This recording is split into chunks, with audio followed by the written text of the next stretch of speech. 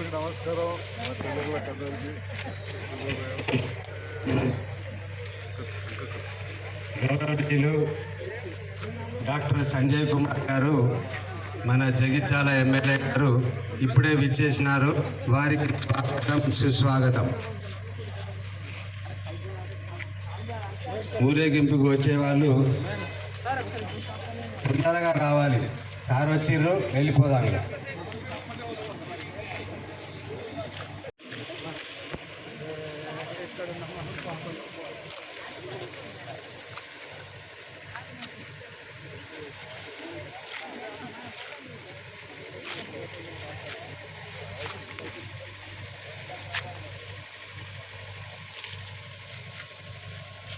జై వాసవి. ఈరోజు జగిత్యాల ఆధ్యాత్మిక కుటుంబం వాట్సాప్ గ్రూప్ ద్వారా వాసవి మాత ఆలయానికి పాదయాత్రకు ఇచ్చేసిన జగిత్యాల ఎమ్మెల్యే డాక్టర్ సంజయ్ గారికి స్వాగతం, సుస్వాగతం. ఈ మొదటి కార్యక్రమం సార్, మేము వాసవి క్లబ్ అవన్నీ మనం చేసినాం సార్, మీకు తెలుసు. ఇవాళ కూడా సేవ యొక్క విడుదల రోడ్డు అంకిత భావంతో, సేవాభావంతో మేము ముందుకు రావడం జరిగింది సార్. అలాగే ఈరోజు కార్యక్రమానికి విచ్చేసిన ప్రతి ఒక్కరికి ఆధ్యాత్మిక కుటుంబం ద్వారా పేరు పేరున ధన్యవాదాలు తెలుపుతున్నాం. వారికి ధన్యవాదాలు తెలుపుతున్నాం. ఈ యొక్క కార్యక్రమానికి వచ్చిన ప్రతి ఒక్కరికి తల వంచి మీ అందరికీ మా యొక్క పిలుపుకు ఆహ్వానానికి వచ్చినందుకు మీ అందరికి మరొకసారి కృతజ్ఞత తెలుపుకుంటున్నాం.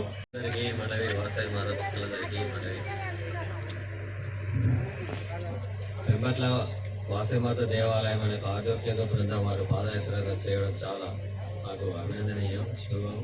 దీనికి సంజయ్ కుమార్ గారు జెండా ఊపడం చాలా ఆనందదాయకం. మీ అందరికీ పాదయాత్రకు వచ్చే వారందరికీ మేము అక్కడ అన్ని సదుపాయాలు ఏర్పాటు చేస్తున్నాం. మీరందరి అమ్మవారి ఆశీస్సులు మీ అందరికీ ఉండాలని చెప్పి అమ్మవారికి.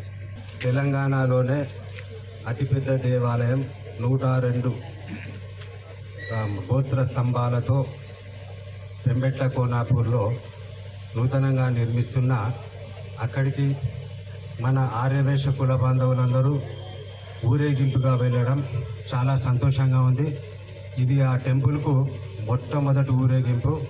దానిలో మేము పాల్గొన్నందుకు మా గౌరవనీయులు సంజయ్ సార్ కూడా ఈ ప్రోగ్రాంకి అటెండ్ అయ్యి దాన్ని జెండా ఊపుతున్నందుకు చాలా సంతోషంగా ఉంది. ఇక ముందు కూడా మా ఆధ్యాత్మిక కుటుంబం ద్వారా చాలా కార్యక్రమాలు చేయాలని చెప్పి కోరుకుంటాను. జై వాసవి. పెంబెట్ల వాసవి మాత ఆలయానికి జగిత్యాల పట్టణం నుండి పాదయాత్ర ద్వారా, అదేవిధంగా ధర్మ ప్రచారం చేస్తూ బయలుదేరిన వాసవి అమ్మవారి భక్తులు, పెద్దలకు, యువకులకు, మాతలకు, పక్క చెల్లెలకు, పాత్రికేయులకు నమస్కారం. మరి జగిత్యాల గడియారం దగ్గర పుట్టి పెరిగి మొదటి నుంచి కూడా అక్కడ సర్దార్ సత్రం, వైశ్యపాలెం, వాసవి మాత ఆలయం, చిన్ననాటి నుండి కూడా చదువుకున్నప్పుడు చాలామంది మిత్రులు అక్కడ టవర్ దగ్గర, ముఖ్యంగా వైశ్య సమాజానికి చెందిన వారితోటి ఒక కుటుంబంలాగా నాకున్న అనుబంధం. అప్పటి నుంచి కూడా మనకు హిందూ ధర్మంలో 3 దేవతలు అంటారు. ఇందులో ఒక్కొక్కరికి ఒక్కొక్క కులదైవం. దాంట్లో వైశ్వ కులదైవమైన వాసవి మాత పూజలు పలుసార్లు జరిపినప్పుడు ఒకసారి కాదు 10 సార్లు పోయి ఉంటాం, 100 సార్లు పోయి ఉంటాం అక్కడికి. మా శ్రీమతి కూడా, మా భార్య కూడా కుటుంబ సమేతంగా ఎన్నోసార్లు వెళ్ళడం జరిగింది. మరి జగిత్యాల పట్టణంలోని వాసవి మాత ఆలయం పక్కన మంచి గెస్ట్ హౌస్ నిర్మాణం అవన్నీ కూడా చేసినాం, కానీ సరిగ్గా ఉపయోగించుకోవట్లేదని తెలిసింది మనకి.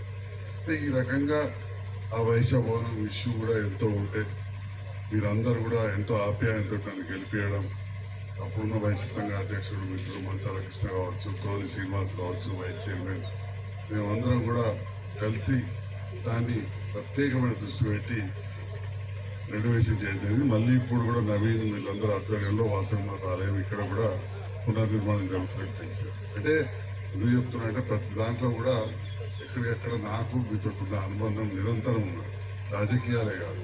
అట్లనే పెంబెట్ల ఆలయంలో కూడా నిర్మాణం జరుగుతున్నప్పుడు మా రాజయ్య గారు, సురేష్, ఇంకా మా మిత్రులు, ఇక్కడ వైశ్య బంధువులు అక్కడ కొంత నిధులు కావాలన్నప్పుడు కృతభక్తి ఎప్పుడైనా, ఎందుకంటే ఆలయ నిర్మాణాలు అంటే వాళ్ళు కోట్లతో కూడుకునే అయిపోయినాయి.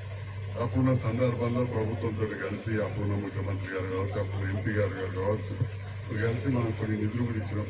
అట్టి నిధులు ఎంతో మంది ఇస్తుంటారు, కానీ నేను స్వయాన దాదాపు 7-8 సార్లు 10 సార్లు పోయి ఉంటాను. అక్కడ పోయి తీర్థ ప్రసాదం తీసుకొని రావడం జరిగింది. అంటే ఎంతో నిష్ఠతోటి అక్కడ మన వైశ్య సోదరులు కావచ్చు, వాసవి మాత భక్తులు ఎవరున్నా కానీ మా రాజయ్య గారి వీళ్ళందరూ పెద్ద మంచి కూడా ఒక పేరు చెప్తా ఉంది. ఇంకా మిగతా అందరూ కూడా అక్కడ పాత్రం వేసేస్తుండే, వీళ్ళు సురేష్, సురేష్ అక్కడ స్థానికులు అక్కడ చాలా గొప్పగా డెవలప్ చేస్తూ ఉన్నారు. చాలాసార్లు చూసినాం. మరి ఈరోజు ఇక్కడ నుండి మన యాత్రగా వెళ్తున్నారు. ఇక్కడ చాలా మంది పెద్దలు ఉన్నారు. అంతకుముందు కూడా గతంలో కార్ల ద్వారా సహస్రలింగాలకు పోయినప్పుడు మా గంగాధర నన్ను పిలిచి ఆహ్వానించారు. అంటే కొన్ని ఆధ్యాత్మిక కార్యక్రమాల్లో నన్ను చాలాసార్లు భాగస్వామ్యం చేస్తాను. మొదటి నుంచి కూడా పొద్దున్న లేకపోతే ఏదో పూజలు జపాలు చేసే కుటుంబం కాకపోయినా కానీ భగవంతుని హిందూ ధర్మాన్ని నమ్ముకున్న కుటుంబంలో నేను పుట్టినవాడిని. మనం ఒక సన్మార్గంలో నడవాలి. మన కుటుంబాలు బాగుండాలంటే ఖచ్చితంగా ధర్మాన్ని ఆచరించాలి. మన ధర్మంలో మన భగవద్గీత కావచ్చు, ఇంకే ఆచార్యులు చెప్పినా, ఎంత పెద్ద ప్రవక్తలు చెప్పినా, ప్రవచనాలు చెప్పినా, దాంట్లో అల్టిమేట్ చెప్పేది మన ధర్మాన్ని కాపాడుకుంటే ఆ ధర్మం మనం రక్షిస్తుందని చెప్తారు. మనం తిరుపతి ఎక్కుతుంటే కూడా రాసి ఉంటుంది అక్కడ, ధర్మం రక్షిత రక్షిత, ధర్మాన్ని మనం రక్షిస్తే అది మనం రక్షిస్తుంది. మనకు భజన మందిరాలు అనేవి ఉండాల్సిందే.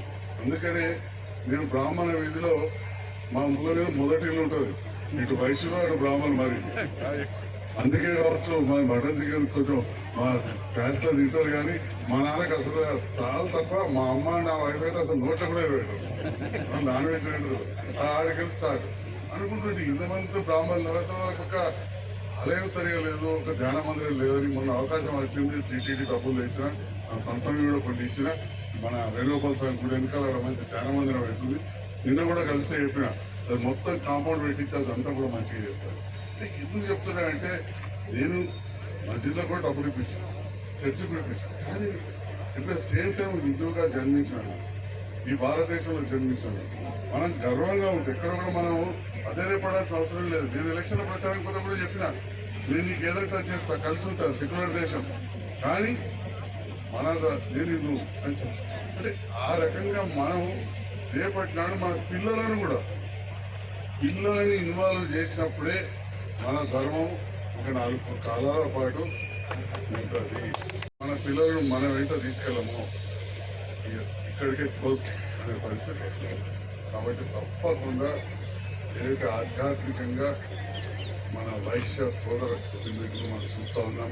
లలిత సహస్రనామాల కార్యక్రమం మా ఇంట్లో జరిగినప్పుడు కావచ్చు, నేను వివిధ ఆలయాలకు వెళ్ళినప్పుడు కావచ్చు, వైశ్యులు ఆధ్యాత్మికంగా ఎంతో ముందుండడం, ప్రతి టెంపుల్ దగ్గర కూడా ఒక అన్నదాన సత్రం పెట్టి ఎవరు వచ్చినా ఇంకా ఇక్కడ భోజనం పెట్టడం, ఇవన్నీ కూడా ఇక్కడ నుండి పెడితే కాశీ దాకా ఇంకా బద్రీనాథ్ ఉండదు కావచ్చు. బద్రీనాథ్ కూడా ఉందా, బద్రీనాథ్ కూడా ఉండడం, ఇవన్నీ కూడా చూస్తున్నాం. మరి అంతేకాకుండా వయసులో సేవా కార్యక్రమాలు చేస్తాను. నిన్ననే ఆంజనేయ స్వామి గుడి దగ్గరికి పోతే ఒక అనారోగ్యంతో ఒక కుటుంబం వస్తే అక్కడ చెప్తా ఉన్నారు, ఈ సంఘం నుంచి శ్రీనివాస్ చేసి కొత్త ప్రోదాకు చెప్తా ఉండే, కొంత డబ్బు జమ చేసి ఇచ్చారు. మేము ఆలయం నుంచి కూడా 11,000 ఇచ్చాము. మీ వంతు సహకారం చేయబట్టి నిన్ననే లెటర్ రాసి ఇచ్చినాం, ప్రతిమలో అన్ని వైద్యం చేయించడానికి. అంటే ఈ రకంగా ఒకవైపు సేవ, ఒకవైపు ఆధ్యాత్మికత, ఈ రెండు ఉన్నప్పుడే మన జీవితం సంపూర్ణమవుతుంది, ముందుకు సాగుతుంది అని చెప్పి ఈ సందర్భంగా తెలియజేస్తూ ఒక మంచి కార్యక్రమానికి పొద్దున్నే రమ్మన్నారు. నేను ఇంకా పొద్దుగా వస్తాను, కొద్దిగా లేట్ అవుతుందని తెలిసింది, పర్వాలేదు, నాది కూడా కొద్దిగా పోస్ట్పోన్ చేసుకుని ఒక మంచి కార్యక్రమాన్ని ఇవాళ కార్తీక మాసంలో ఇంత ఉదయాన నన్ను ఆహ్వానించి మీ కుటుంబ సభ్యులను నన్ను గౌరవించుకొని మాతలు, మా అక్క చెల్లెళ్ళు, ఇటు యువకులు, బతుకి మిత్రులు, ఈ వాడకట్టు మిత్రుడు తమ్ముడు రాసుకున్నారు. నారాయణ ఎందుకు చేయలేదో కూడా మీకు తెలిసి దాని గురించి నేను దీంట్లో పోదలుచుకోలేదు. అందరికీ కూడా పేరు హృదయపూర్వక ధన్యవాదాలు తెలియజేస్తున్నాను. జై వాసవి మాత.